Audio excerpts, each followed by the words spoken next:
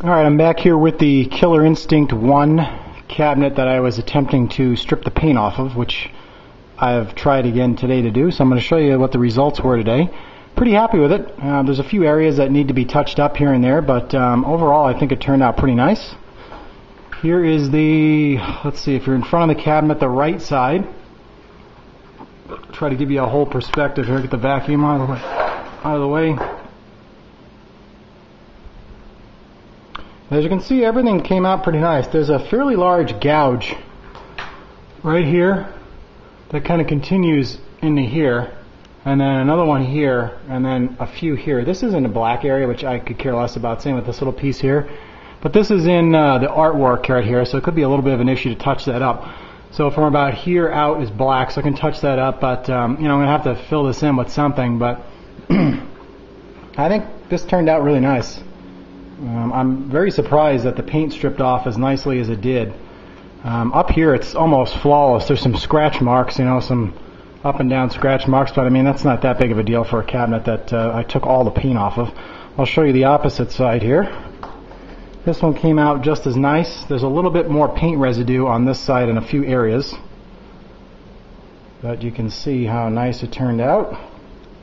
Pretty happy with the overall condition of this. As far as saving it and what I paid for it, I definitely increased the value of this cabinet, that's for sure.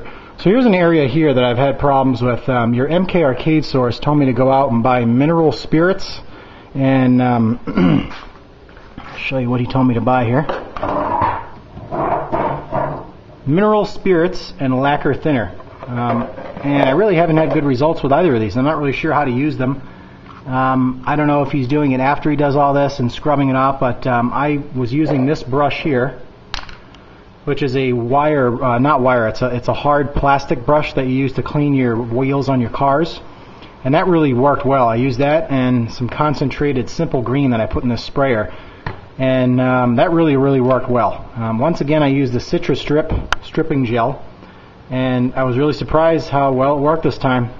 I really thought this cabinet wasn't going to turn out as well, so I'm a little scared to try it on this MK2 that's got the World Class Bowling in it.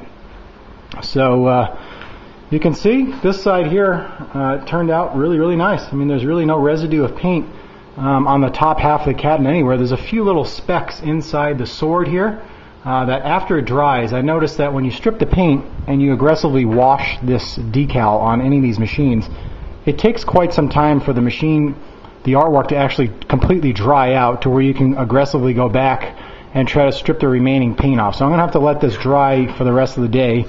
But you can kind of see in his shield here as well how the black is kind of incorporated into the white, and it's a little tacky as I put my finger down here.